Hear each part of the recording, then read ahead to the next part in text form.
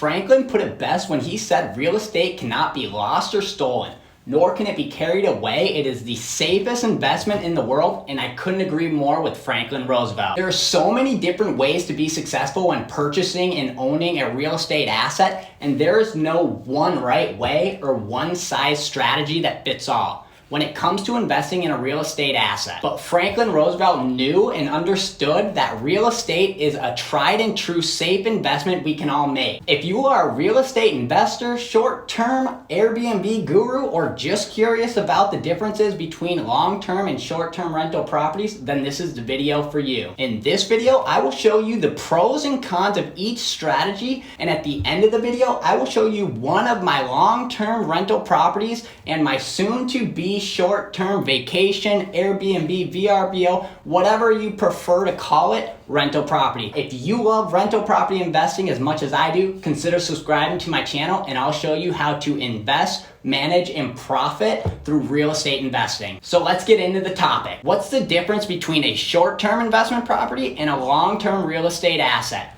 Which one is better and which one should you be investing in?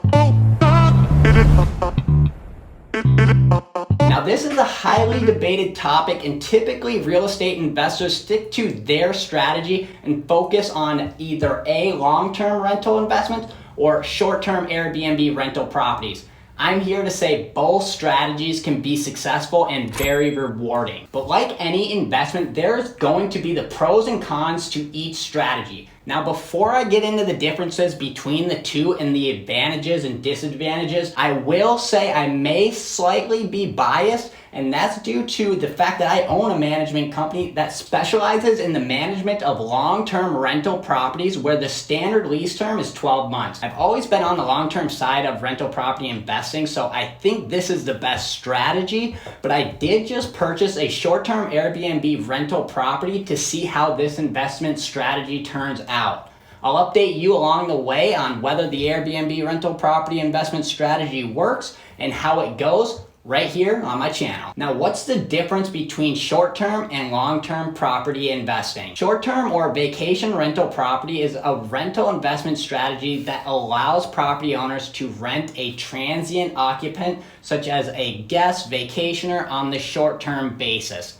Typically a vacation area or large tourist metros. Short-term is defined as any rental property that is being rented for less than 6 months. Many investors like this strategy because it's more flexible and allows you to use the property for you to essentially have a free or even paid vacation throughout the year. Airbnb, VRBO, and HomeAway have made it simple for property owners to list their rentals and create a lucrative investment strategy from it. Now, the pros of buying a vacation rental: you'll own a dual purpose property. So if it's your second home, you can enjoy it with your friends and families and rent it out the rest of the year. You also have a great potential to generate more income than say you would on a long-term rental property. And this is very dependent on location, amenities, property style, and the furnishings that you include. Popularity and simplicity with home sharing platforms like Airbnb and VRBO allow you the opportunity to DIY manage. And also the ability to adjust and increase prices during high demand times, such as a huge event like the Super Bowl or something like that. And property appreciation over time the longer you hold the property. Now, there are some cons to owning a short-term rental property. Cities, counties, and communities have rules and regulations on short-term vacation properties. You'll also need to fully furnish your rental unit. And according to La-Z-Boy, the average cost of furnishing a rental property for the vacation side, and that's just the living room, is between $2,700 and upwards to $12,000 plus. If you do decide to be hands-off and hire a property management company, you'll end up paying much more on the short-term vacation rental management fee. The average cost, according to Logify, is 20 to 30% of the property's bookings. And also, don't forget, you're now in the hospitality business.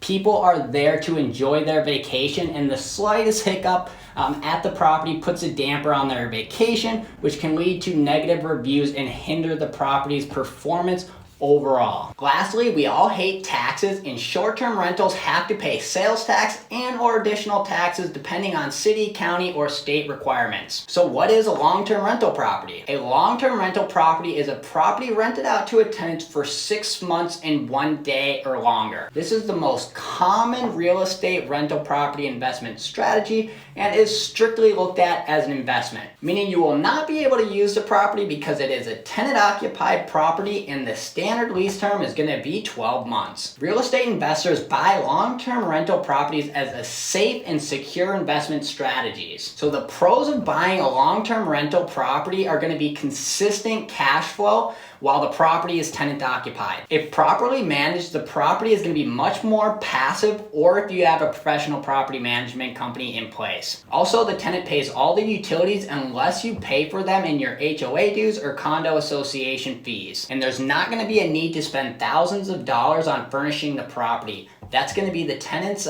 personal belongings, as they're going to be there for quite some time. And also, you're going to have lower property management fees if you are not going to be self-managing. And also the tax deductions and monthly rental income are set up for you in retirement. So now let's cover the cons of owning a long-term investment property. There's going to be higher vacancy costs if the property is not tenant occupied. And you may have to deal with difficult tenants if you are self-managing, which is never fun if they are difficult. There's going to be more regulations regarding property repairs and habitability conditions of the home. There may also be a chance of non-payment of rent and or possible evictions down the road if not properly screened and managed properly. Local, state, and national rules and regulations regarding posting notices, lease violations, security deposit claims, and dispositions. There's going to be a lot of information if you're doing it for your first time. You want to learn the ropes. Now, with all that information, how do you choose which one to buy? There are going to be some big factors when it comes to short-term and long-term rental properties and which one you should purchase. For example, here's a common one. Say you live in New York and you want to visit Florida twice a year to enjoy the beach and heat up during the winter months. You'll probably want to go the short-term Airbnb rental property route. If you are wanting to use the property for any amount of times throughout the year, then you will want to buy a short-term rental property, because you won't get that opportunity if you have a long-term tenancy. Typically, there are a lot of condo and townhomes in high-demand vacation areas that you can take advantage of to make that opportunity possible for you. If you are an active investor but want to expand your portfolio or diversify into real estate, then we recommend buying a long-term rental property. Being in the property management industry, you wouldn't believe how many property owners and investors I know that are out of state and literally have never seen their property. They get to enjoy the stability and long-term appreciation and monthly rental income on a steady basis like clockwork. Another big factor is property location, and you guessed it, more location. If your property is not located in a high-demand vacation tourist area or large metro, then you certainly will not want to try and do the Airbnb vacation rental route, because it's just probably not going to perform. So the real question is, which of my rental properties do I like more? Now here is my soon-to-be vacation short-term rental property. Let's take a look inside.